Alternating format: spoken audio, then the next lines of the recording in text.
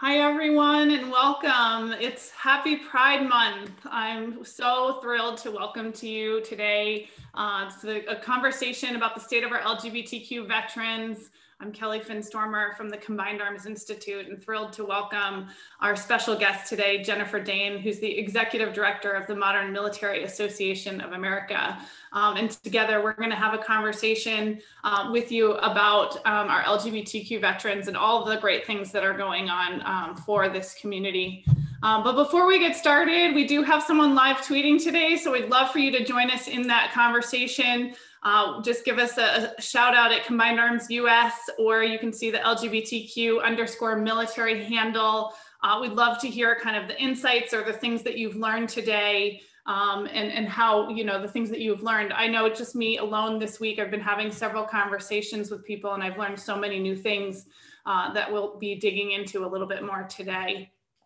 A little bit about Combined Arms. So we're on the mission to unite the community and accelerate the impact of veterans. In this case, for us, this really means all veterans and figuring out how we do that well to make sure that all feel included. And as you know, in this environment can be definitely challenging. And so just want to make sure that we are providing opportunities for inclusivity, conversation, and continued learning. Our vision is that we're going to redesign the transition experience so that we can elevate communities through innovative collaboration. And again, that's all about thinking that holistic support for the veteran community and really accelerate the impact through that transition experience. Again, my name is Kelly STÖRMER. I'm the Executive Director at the Combined Arms Institute, and it is my privilege to lead the Institute and really continue to think about how we can elevate our member organizations and the entire VSO ecosystem through this model and through this collaboration. I'm a Navy veteran. I served during Don't Ask, Don't Tell, and I'm just consider myself an ally to this community and feel honored to wear our community shirt for our LGBTQ veterans, the community group that we have at Combined Arms in Houston, and excited about how this is replicating in other communities across the nation. Through the Institute, we have a mission that we're going to maximize the impact of the veteran serving community. And that means empowering you with information and opportunities that help you to serve veterans and military families better. We want to make sure that there's a no wrong door policy and that no matter what door a veteran or military family member walks through, that they're going to have a great experience and get connected to that holistic system of support. We do this through 3 different pillars. So VSO 2.0, we think of as taking the staff, teams, and organizations to their next level of operation. And through webinars, monthly webinars, educational series, courses, that sort of thing. We'd always love to hear from you in those opportunities.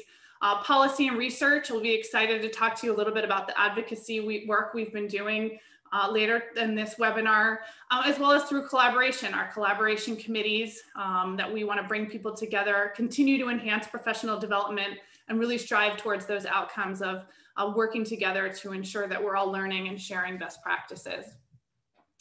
A couple of things that we have going on that I want to point out really before we get started, because I always throw in at the end, but here we are going to talk about Pride Month and really going to have a conversation, but it is also PTSD Awareness Month, as well as Immigrant Heritage Month. And these are all things that we are always tracking at Combined Arms to make sure that we're honoring all people and all individuals for who they are. In July, we have a couple upcoming events. Endeavors is hosting a great conversation about making the best of challenging times. It's a TBI discussion with some excellent panelists. We'll be sending some email information out about this. So if you aren't on our listserv, make sure you get connected into the opportunities coming through the Institute. You can see here our partners at the Fundraising Academy have an upcoming webinar, and we're working on a cybersecurity webinar to ensure that businesses and individuals are not at risk. And you can see our upcoming collaboration committee meetings. So if you want to get involved in any of this, just send us an email at institute@combinedarms.us. We'd be happy to get you connected. This little fancy QR code, I'm going to give you a shout here. This is our survey. I'd love to hear from you, some feedback. I know Jen would too, about what you thought about our discussion today, how we can further enhance this learning opportunity for you. And there will be a way to sign up for more information on some of the things that Jen's working on as well. But today I'm really here to have a great conversation, like I said, with Jennifer Dane. She is the Executive Director of Modern Military Association America, and she's going to talk to us more about that. She's an Air Force veteran. I've recently gotten to know her. I know we've been talking about this, how we've only ever engaged online, so never met in person, but really excited to do that someday. And as you can see here in this incredible bio, she is very well educated. She has a plethora of degrees and just is a student of learning and knowledge, and just really embodies the opportunity to, understand and get to know individuals at a core level. And so I'd love to just turn it over to Jen to talk a little bit more about her work, but also, Jen, if you could just share a little bit about your story and how you've kind of gotten involved with modern military, it would be a great way to kick us off. Yeah, so thank you so much. And it does feel like we are old friends that's in this world that's like we've never met. So it's right now I'm doing like this tour, this friendship tour in DC kind of, and I'm meeting all the friends that I've never met in real life, which is very bizarre. But I mean, it's even better in person. So I'm looking forward to it. But like Kelly said, I am the Executive Director of the Modern Military Association of America. We are the nation's largest LGBTQ military and veteran nonprofit. And you kind of ask how I got to be where I am. That's a really great question. I always call myself, or I always say I'm an accidental advocate. I never envisioned being a leader of a nonprofit, much less a LGBTQ one or a military one for that matter. I'm a first generation military service member and a first generation student, actually. And I love education.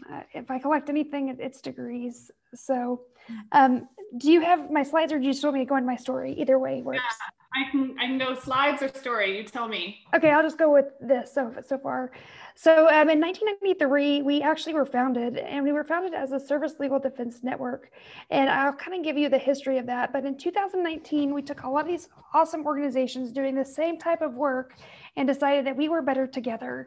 And so in 2019, we joined and we became known as the Modern Military Association of America, MMAA for short. We were just going to be the Modern Military Association, but it couldn't be MMA, so we had to add that A on there. We are fighters, but of equal rights, so we had to do that. So we decided that we are the voice of we are the largest, and we are the voice of the LGBTQ military and veteran community.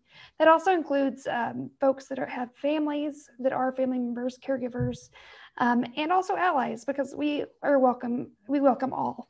Next slide.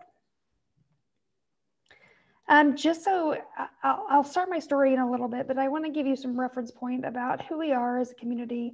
I identify as a lesbian, so I am part of this community myself, and also a veteran. So we know that these numbers right here are really probably an underestimate.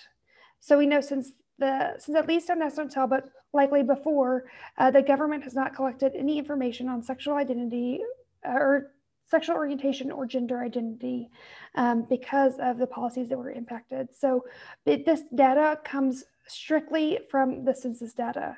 And so putting a PSA out there about why the census data is so important is this is the only way we can know about our community and we can advocate for it. So we know that there is over 75,000 lesbian, gay, bisexual, and queer folks that are currently serving, and over 1 million LGB, lesbian, gay, or bisexual veterans. But that estimate, we would assess that estimate is very low. We believe that there is 2.5 million veterans that are currently out there that are lesbian, gay, bisexual, or queer. We also know that there are about 15,000 transgender folks that are currently serving. That estimate is also very low. And there are more than 163,000 transgender veterans. Interesting fact that I think is really fascinating.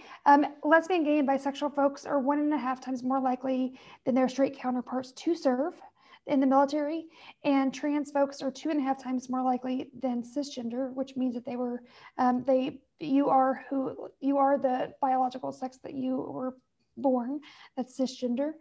So some terminology, but they are 2.5 times more likely than those folks to actually serve their country And the Department of Defense is the #1 employer of trans individuals in the United States.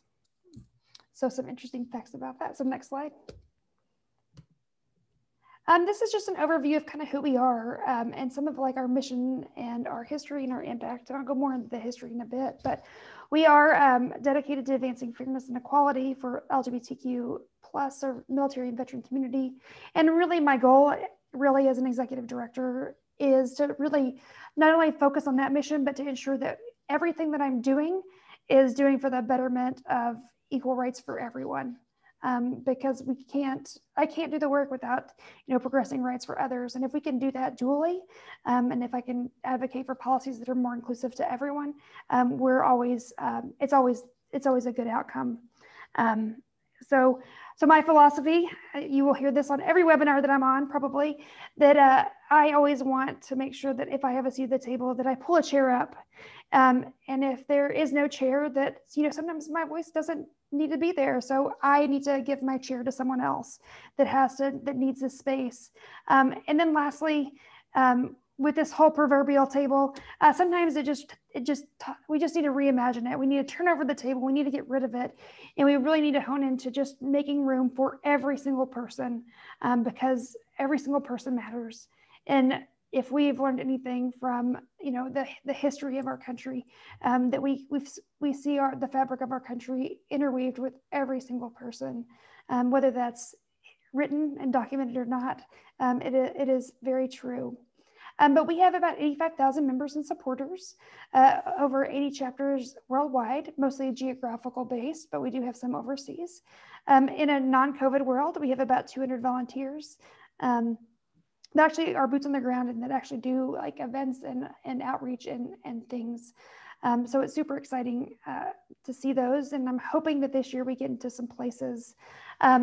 We also have 4 high-profile lawsuits that are fighting discrimination. So we were the lead organizational plaintiff on the transgender military service ban. It's actually still in litigation because we're waiting for that to be dissolved. But we also have a lawsuit that's against the ban on HIV, people living with HIV positive status, serving in the military, because we know that technology has advanced so far that you should be able to serve even if you, because medicine has improved and you can actually serve and have an undetectable serostatus load and not transmit HIV. So it should be accessible to folks.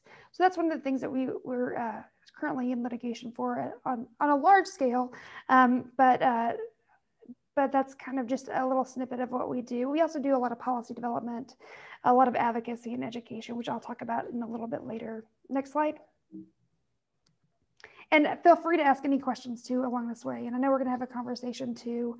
And yes, I can give you the slides, Sandra, and everything, but this is just an overview of our organization. I'm gonna leave some room for conversation too, but we started in '93 and then we became Outserve SLD, and then we became the American Military Partner Association and the Military Partner Family Coalition. I do this slide for one reason. I do it because, there's a lot of times where I stand up and talk about our community, but I am not in the place that I am today without the legacy of these wonderful individuals that had to fight all the time to just get progress. And I have to, it would be a disservice if I didn't say that it was on the back, that I stand on the shoulders of these giants that founded these organizations that were there, that were fighting the fight, that it made it easier for me to serve. And it's just it's something that I have to always honor.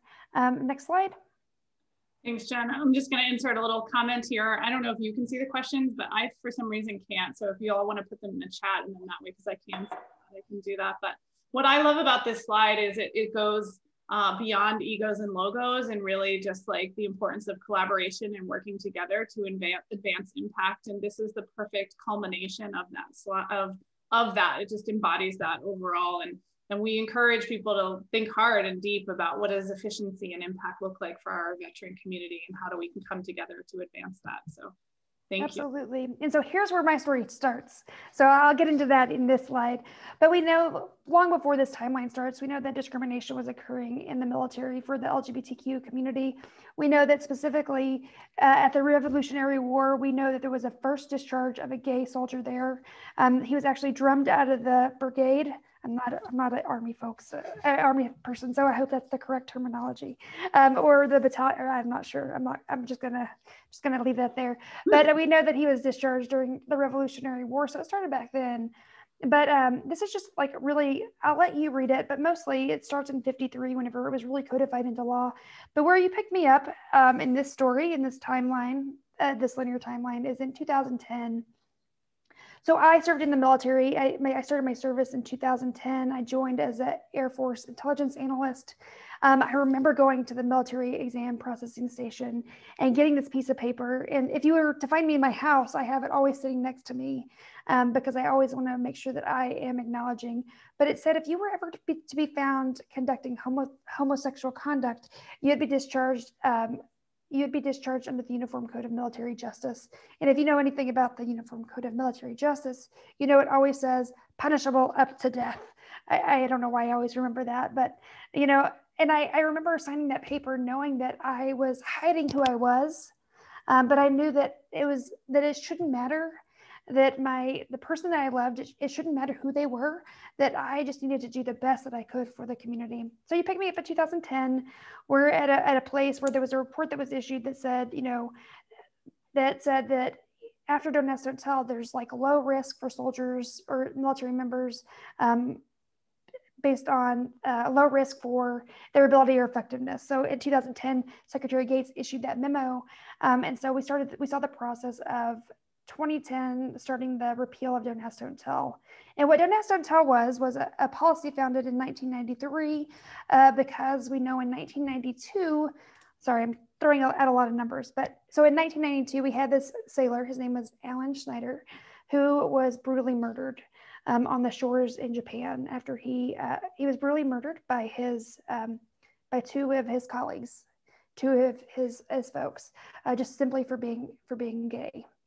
He outed himself accidentally on the ship, and they went after they docked on the port. They went and they beat him into conditions that were unrecognizable. They had to actually go, I think, and get dental records to actually find him, and that was by the sailors that was in his battalion or company or whatever you call it in the Navy. Which I should know better. I know. I'm like, I should know this. I'm sorry. I do this work for a living, so I should know these things. But because of that, they wanted to make sure that lesbian, gay, and bisexual folks were secure. And so Don't Ask, Don't Tell was a compromise because people didn't want open service. So the compromise was to just say, we're not going to ask, we're not going to tell. So 2010 happens. They issued this memo. I'm in intelligence training, and I, like 1 in 3 women, I was a victim of sexual violence. And so I decided that I did not want to report it, but I decided that if I wanted my troops to report it, that I need to come out and do that. So I reported the incident and started the investigation. And what happened is that the defense attorneys found out that I was gay, and they started an investigation into my life. So I had to hire an attorney. It was in the summer of 2010, and I had to hire an attorney just to really get representation because of that process. The trial wasn't about him anymore, and it was about me and trying to discharge me from the service. So luckily, the Senate voted and repealed Don't Ask, Don't Tell in December of 2010, and the investigation stopped. But for me, the most painful thing wasn't the sexual assault. I mean, it was awful, and it was a terrible experience. But it was the unintended consequences of a policy that wasn't even meant to do what it was doing, and that was just so impactful for my life. But in 2011, we had open service. We're about to hit the 10-year anniversary of the repeal of Don't Ask, Don't Tell. And then we know that in 2017, that President Trump tweeted about 3 tweets about banning transgender folks from serving. The one thing that is to be known is that Don't Ask, Don't Tell only covered lesbian, gay, and bisexual folks, and never covered trans folks. So that's why this tweet actually became an executive order, which is the reason why codifying anything into law is really important. So we saw that, either people were forced to go to a provider and get a gender dysphoria label, or they were forced back in the closet, as they say. Or, we do know that there was some folks that were stripped even of like their ROTC scholarships, and we know that folks were pushed out, maybe not on this policy, but other ways. They found ways to do that, to push folks out. And I always have to think about this, how much talent we lost by forcing folks to not be themselves. And, we don't really know the true impact of, what this looks like for mental health, and how many lives were taken, whether they died by suicide or whatnot. But in 2021, super excited, Biden signed an executive order lifting the trans ban, which doesn't really mean too much, except for it is a step of progress. The next thing is to really the codification of it, and leaving room for legislative action, especially for folks that are non-binary, gender diverse, and gender non-conforming, and folks that are intersex. There actually is a ban on intersex service, so just making way for some forward progress policy-wise. Next slide. And I'm just going to run through this quickly because I want to get to the questions. But some of our programs, we know that since World War II until the repeal of Don't Ask, Don't Tell in 2011, 114,000 veterans were discharged as honorably or other than honorable. So what this looks like is no VA benefits, no home loans, no burial benefits. So this is where like military service organizations and veteran service organizations come into play, because we know that there are so many great services that provide, that fill the gap between both of these things that, we need to recognize. And so we provide pro bono legal support services to those folks. We know that it takes about $5,000 to $10,000 per discharge upgrade. And the pandemic, it was really terrible because the pandemic caused the National Archives to close. And a lot of our veterans didn't have their DD-214s. And so requesting those was a challenge because they were closed for, I think it's about 16 months or something like that. And so that timeline just expanded. We have tried to do this in legislation, and we've tried to make sure that we represent it, but every time it comes back, they say it's too expensive. But we're at a place where the policy window is ripe, and we need to make sure that we're doing the right thing and not what's best for the pockets of folks. We need to make sure that we're just doing the right thing. And so making sure that's codified into law as soon as we can, and making sure those upgrades for homosexual conduct are upgraded. And it just doesn't affect the VA. This means employment. This means, I don't know how many times where I've seen an opportunity for veterans to enroll in programs or enroll in anything, and it says you have to have an honorable discharge. Well, you're looking at 114,000 folks that should probably be, I'm not saying all of them, but a lot of those folks probably would qualify in today's time. But now you've cut off those opportunities for them to even apply. And so we're seeing so many other implications that spans over the course of a lifetime whenever those discharges are like that. We also assist transgender veterans in changing their names and gender markers, because we know that that's really important. It's actually life-saving whenever we do that. Also, a different thing, I know that this is going to be a question about why we should include transgender folks in the military service, especially whenever it comes to providing healthcare to transgender veterans and service members. So the cost of care for a transgender veteran is small in comparison to, well, let me say it this way. So Viagra costs 5 times more per year for service members and veterans than healthcare for transgender folks. So when we're spending money on things like Viagra or erectile dysfunction at 5 times the rate, that there doesn't need to there, and then we're providing services for life-saving for trans veterans. There's really not, it doesn't compare. So just gotta put that out there. And next slide. Jen, if it's okay, I think I might ask a question while we're here. We have questions, but I do think this one's very relevant and something that we'll talk a bit about your organization. But our friend Paulette from Still Serving Veterans is asking, what is the process for the discharge upgrade? As you mentioned, that archives were closed. So what are the best ways for us to help support somebody that comes through and needs that additional legal support or whatever the case might be? Somebody's here from Swords and Plowshares. I think it's I'm going to say that wrong, probably, but they provide so many great resources in California. Well, probably, I don't know if they're just in California, but I know that they help with discharge upgrades. But for us, we found that, making sure that a veteran has all their documentation and filling out all the forms needed. It's a process of making sure that, the affidavit or the documents from usually attorneys are written for those upgrades to be put into place. We're working with the VA right now to try to streamline that process. And we're trying to get them to just create an affidavit with their DD-214. So I'm hoping that that's going to come out very shortly. And so it would mitigate the process of being so lengthy.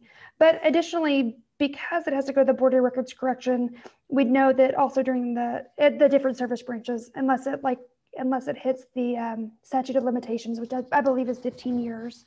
But so it usually goes to the branches, the branch Board of Corrections, and then if it's past that a certain amount of time, then it goes to the big records corrections.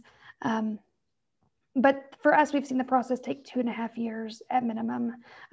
That may not be the case for everyone else, but for a long time, we haven't had the staff that we needed to do those. But for us, that's about the process that we're seeing, if we're lucky. We have some clients that we've had, they've been denied so many times, and just trying to make sure that we figure out exactly how to do that. But there are great organizations like the Veteran Legal Consortium and others that do discharge upgrades that are, as amazing as they are, just lifesavers too. So it's really awesome to see those organizations come out and do those as well. And they usually do them pro bono, which is even more impactful. There are some states, additionally, there are some states that do provide the restoration of state benefits. So one of them we just saw is New Jersey just restored state benefits for those under this. You may not have federal ones, but at least it's kind of like a stopgap. New York has done a really good job with doing that too. California is getting ready to do that for the state benefits, or at least trying to introduce some legislation around that. But overall, we would just love to see like an executive order that said, like, if you were discharged under homosexual conduct, we're going to upgrade it. So that's where we are right now. In the process, it's just litigious. It just takes so long, and it shouldn't take that long. Like passing an act of Congress, right? It's no big deal. No big deal at all. Well, and thank you for that question. And I think it's really important, as so many on the line today are really wondering, where do I go first? How do I continue to turn? And I think there is really just an opportunity for all of us to think about how we can support the advocacy efforts and outreach for this, because, like we said, we have to be able to be there for our minority brothers and sisters. And so thinking about a holistic solution, just like Terry's asked, can this be done through executive order, or does it have to go through Congress? It can be done either way, but preferably through Congress, but it could be done either way. Yeah, it's more support through Congress that way, as opposed to forcing a solution that is probably logically makes sense and is the right thing for all these people that have honorably served for so long. So, but it's great that there are people supporting this work, like the Veterans Legal Consortium and some of the other partners that you've mentioned. So yeah, and there's a lot of VSOs that also like otherwise help with upgrading these discharges too. I know that for sure. I wish I had a list, because they just do such great work too.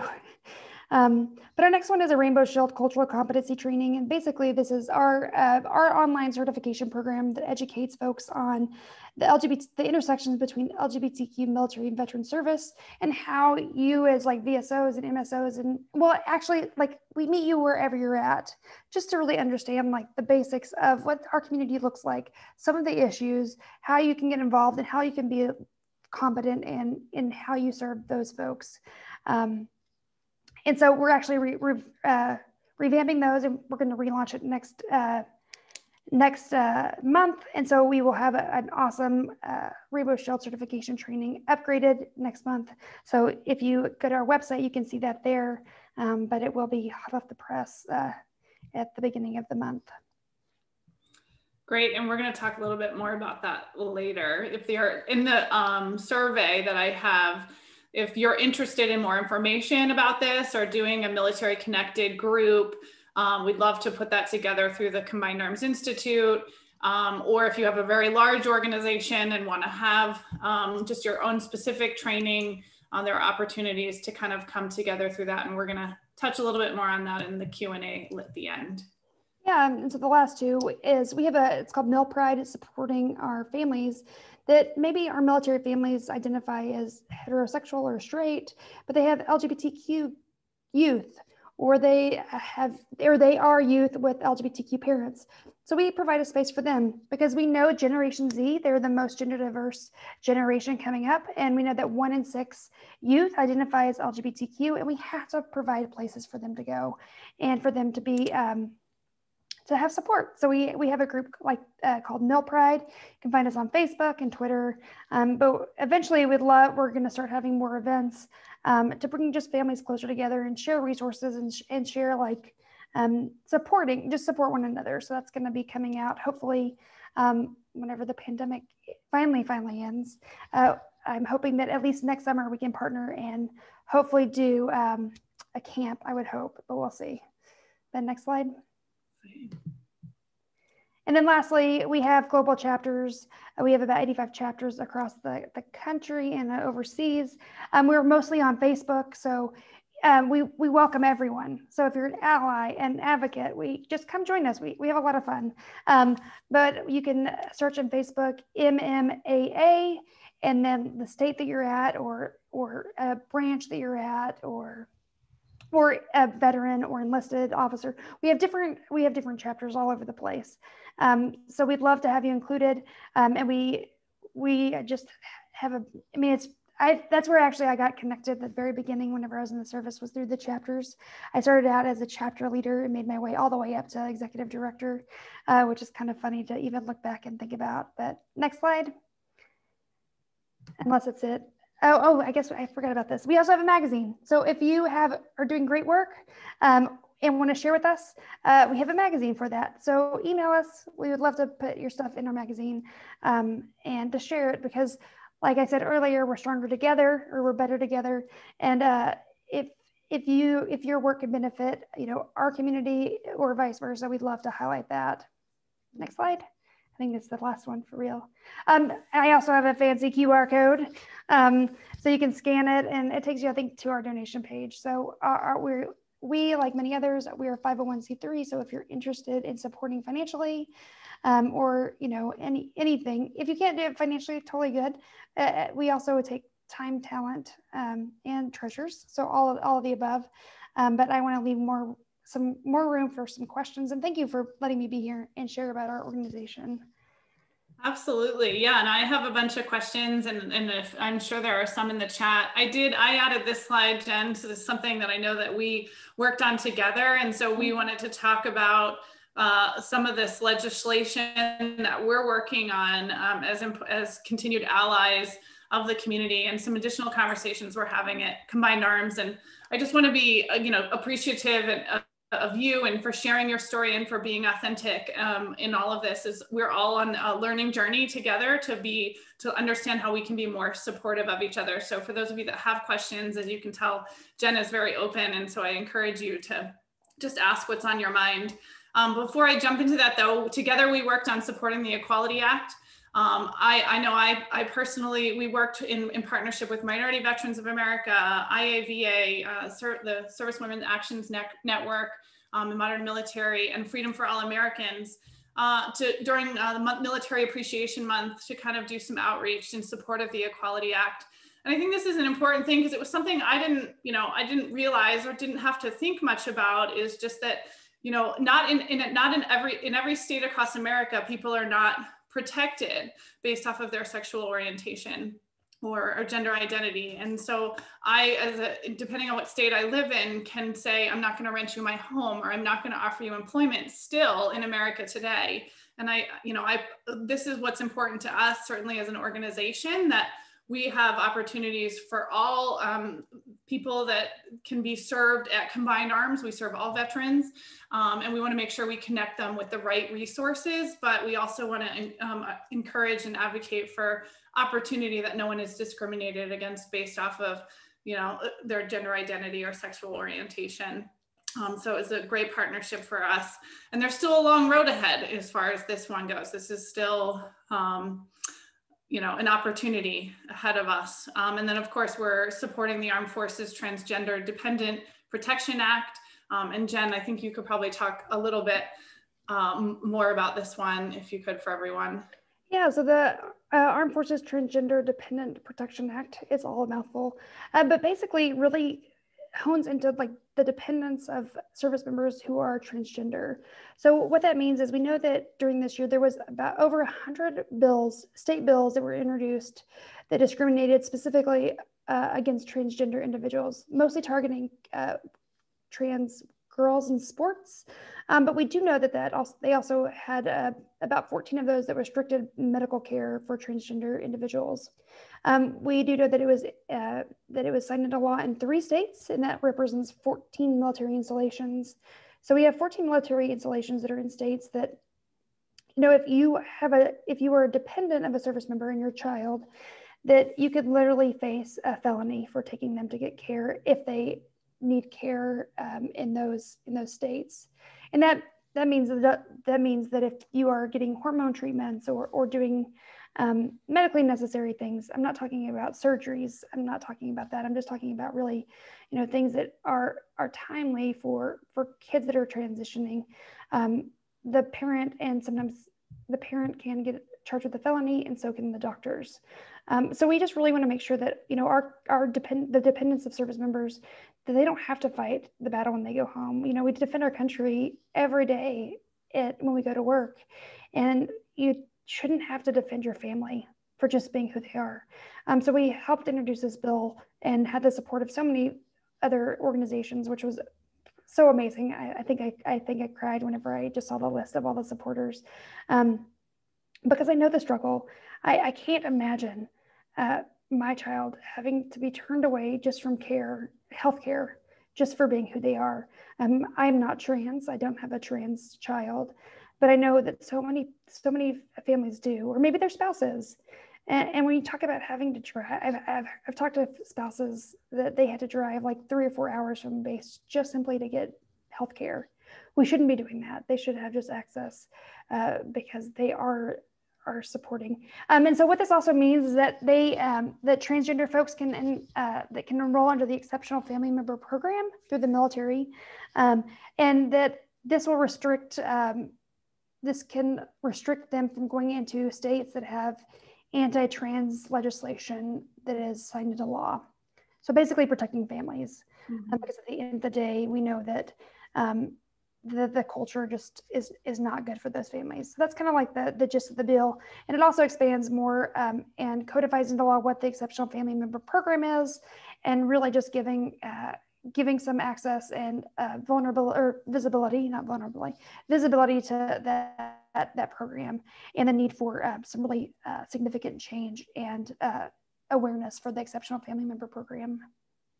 Yeah, thank you for that. And it's important, right? The Exceptional Military Family Member Program also supports our families with children of special needs, different learning abilities, and everything else. So it's really important, right? If we think about the readiness of our troops, how, just the stressors at home, we already know that impacts our troops' readiness. And so it is an important way for us to think about holistic support and doing right by our military families. And then, of course, this isn't necessarily legislation, but on Saturday, the secretary announced some new information. I know, Jen, you had some advanced knowledge of this information. You can see, I couldn't find any images or anything. There were some images about the rainbow flag being floated at the VA on Saturday, as well as just having the opportunity for veterans to undergo transgender surgery in the VA under VA care. I don't know if there's anything you want to add to that, but that was just breaking news as of Saturday. Yeah, I mean, it's in the process of being codified into the VA system. So it's not, I mean, he lifted the ban, but I mean, there's much more time for it to go into place. But we know that it definitely saves lives. And if we can provide care that saves lives and really changes a person's ability to survive, I think we've got to do it. And we spend money on a lot of other things. And one of the things that I guess I'll have to share this because there was some opposition, specifically from Representative Boast about, why are we allowing this access to folks that are transgender, but we're not doing, we're not providing protections for folks of toxic exposure. So I've got to just say this, like, I 100% agree with Representative Boast's statement on why we shouldn't, toxic exposure is necessary, because we have to solve this. But at the end of the day, it's not an either or. We need to make sure that we're providing for veterans, like they're holistically, like whatever condition they come in, or if we like diagnose them with gender dysphoria in the service, we've got to have a holistic life cycle of support.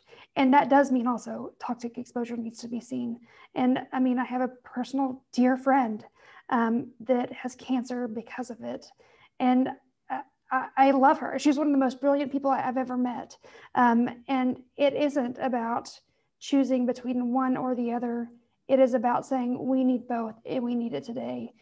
So I don't agree with his other statements of his statement, but definitely like it. We just need to make sure that we're providing for all veterans and making sure that all veterans are welcome in places, especially the VA or in actually anywhere. We just need to be good humans, really, at the end of the day. Exactly. It shouldn't be the either or. We have holistic support for everyone, and advancing for one community is still a win, even though it's not kind of where we need to be. But this is why we all wake up every day and continue to do this work.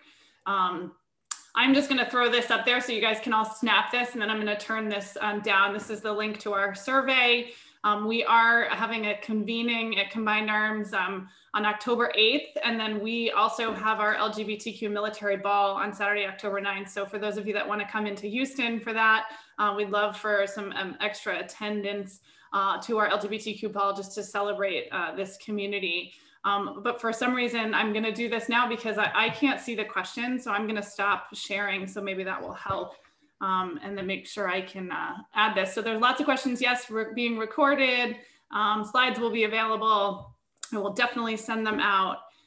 Someone's asking of what was the sailor's name who was murdered in Japan? Jen, do you remember? You were talking about that earlier. Yeah, Alan Schneider.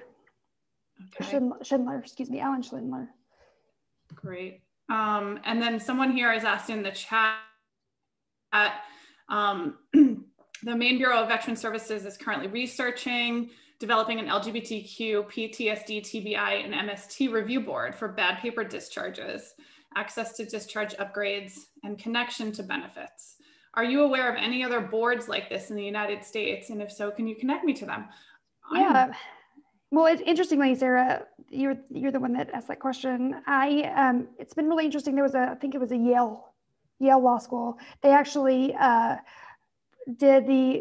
went to the Army, and if you have I think it's PTSD related in TBI, they were able to go back and get those discharges fixed. I mean, I'm definitely not an expert on that, but there needs to be more like that. But yeah, I don't know of any of them, but that's the one that I did know of.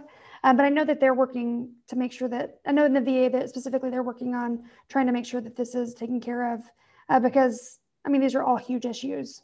I mean, at the end of the day, these are huge issues that need to be addressed. Yeah, and I'm not aware of any others either, but I love that, and now need to think through how do we continue to get more states to move in that direction, and make sure that there's holistic support from those resources. But I do have to say though that like we are seeing really good success with the veteran benefits of VBA, that people, whenever they claim like maybe PTSD or that it can also be connected with Don't Ask, Don't Tell. So whenever if you're doing those those VA claims, if you're part of those organizations, we are seeing some success with that. Not always, but we are seeing that, PTSD can be related to don't ask, don't tell, and those policy actions. Thank you. I love it. Well, and this was a question we talked about the other day. Nobody's asked it, so I'm going to ask it on behalf of everyone else. I notice you have your pronouns up there, but in terms of being LGBTQ friendly and making statements and making people feel welcome and included, if you have a physical location as a veteran serving organization, I know you have your pronouns up there today. We did have a conversation. Can you talk to us a little bit about what being LGBTQ friendly organization looks like? Yeah, absolutely. So, I have to be honest, like the pronouns for me are really hard. I put them on my webinars and everything, but for me, it's hard for me to like include that. Sometimes I feel like it does, like it's really personal about what you choose to identify or like the pronouns you use. So I probably am on the fence on that. But like Kelly it was really interesting because she said, whenever somebody sees that, is it symbolizing that they're an ally or they're an advocate? And it kind of blew my mind. And I said, yeah, actually, I would think that you were more friendly. And so putting those on there, but also not, if somebody puts those on there, make sure that you gender them correctly. And the easiest way to do that also without having your pronouns is just to use their first names. That's it.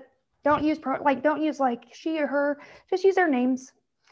Especially whenever you're talking about when somebody wants to use they and them, that kind of gets tricky, but just use their name. And also research says that if you use a person's name, that you will have more likely have a better reaction or a better conversation because they will remember you because people like the hearing of their names. Interesting fact. But yeah, so what can you do as an ally or just in general to show a safe space or a brave space, whatever you want to call it. They call it, I think, brave space in higher education. But just, putting a rainbow flag maybe on the front door of something, maybe, and also like whenever you're doing ads, this is this irritates me more than anything, is whenever they like put families, they always put straight couples. And I'm like, sometimes like, I would love to see an LGBTQ couple represented. Sometimes it's just as like whenever we're doing, surveys about military families, make sure you recognize all families. And if we're looking at racial and ethnic minorities, you also need to look at the family in general. And the family isn't just always the mom or the dad. It could be the mom, the dad, the grandmother, the whoever, or it could be like 16 moms. Actually, my daughter has 4 moms because from her parents were divorced and then now we've repartnered. So she's got 4 moms, but I never see any advertisements for that kind of family, but maybe one day. But the representation matters every single time. I can't tell you how many times where people wanted me to send out surveys to our membership. And I'm like, can you give me another image? Because this won't go over. And if nothing else, just leave the families out and just put like graphics in there. It's one of the most interesting ways to be inclusive.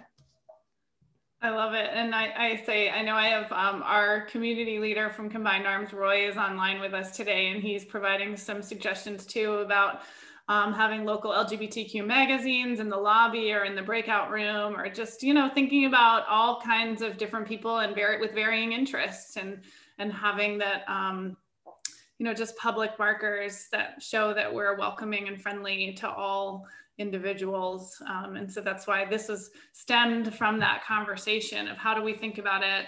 I know some of the things that we've talked about is making sure that your website is friendly and diverse and inclusive as well. There are some things you can do, whether it's, like you said, the imagery or statements or having kind of different terminology that you can use. And there are so many great resources out there that you can just say, hey, can you check this for us? Or just, how does this make you feel? And have an authentic conversation is really important. And so I think I appreciate all of that. There was someone in here, there was a question that I got lost here in the, a great resource, which is I think it's the National Veterans Legal Service Program, but correct me if I'm wrong, Brandon, assisting VA disability claims and discharge upgrades. So there's Lawyers Serving Warriors program, offers pro bono support, free legal help for disability issues, as well as discharge upgrades. And so it's another great resource for the community.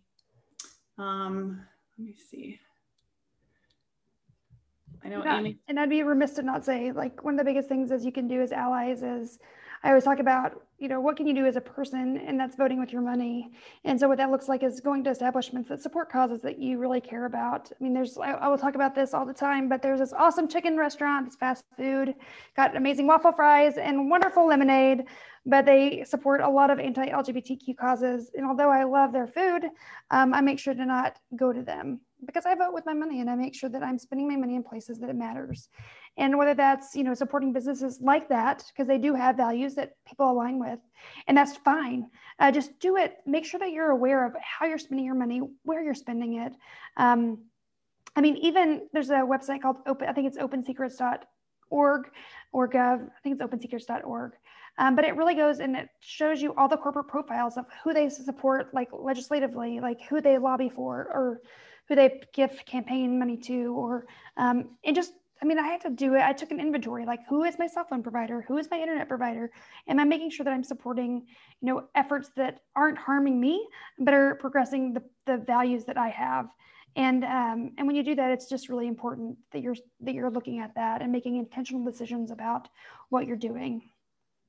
Absolutely. And I think I could also add for these organizations, it's important to look for, you know, where are you spending money, but also who are your partner organizations in the community. It was something we definitely took a hard look at, and we're well connected in the Houston community at Combined Arms. But when we looked about kind of our national partners, it was an opportunity for us to really expand that reach and that network. The LGBT Chamber is a member organization of Combined Arms and is a great partner as well, as we think about how do you continue to support and create LGBT friendly businesses. And if there is a national chamber that you can either, you know, become a partner with, and then many of the cities, not all cities across the nation, but they do have local chambers with great networking events and opportunities to really get connected and involved. But it's also just kind of evaluating who is part of that partner portfolio as well, to say, you know, can I serve an LGBTQ veteran with their needs, with that networking opportunities? And so I do encourage people to look at their resources and their partners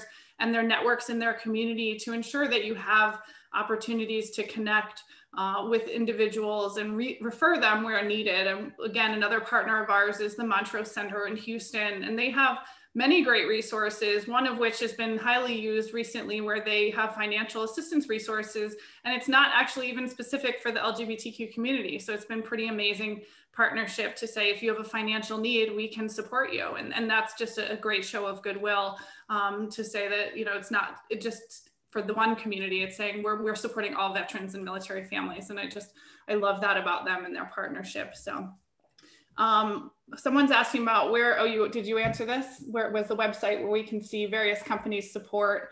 It's called opensecrets.org. And there are many, you know, great opportunities to have different events. Swords to Plowshares is another great resource that Jen talked about earlier. And we'll certainly wrap all of this up for you all.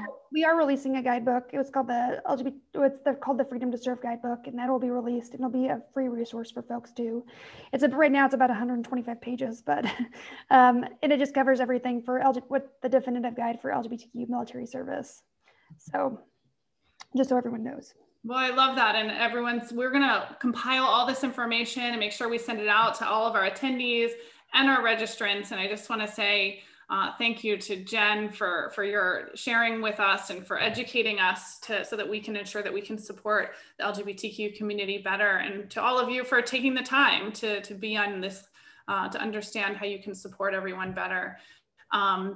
It was a great conversation, and I just really appreciate you. I don't know if you have any last comments or words that you want to share with our group. I'm going to throw our QR code on. If you guys are more interested, like I said, in the Rainbow Shield program, we'd love to support you all through the Combined Arms Institute as well. And I know Emmanuel has a question. I would love to follow on with you on that, to talk more about what that looks like, especially unpacking some frustrations and stuff.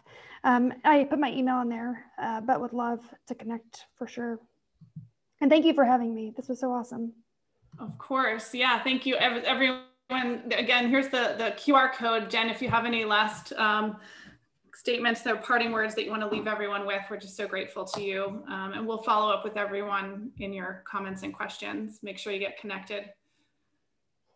I have no parting words except happy Pride Month. Happy Pride Month. Yes. Thank you all for joining us today. So grateful for you taking a little bit of time out with us. Yeah. Appreciate you joining us. Appreciate you, Jen. Thank you so much. Yeah, thanks, Kelly. I appreciate it.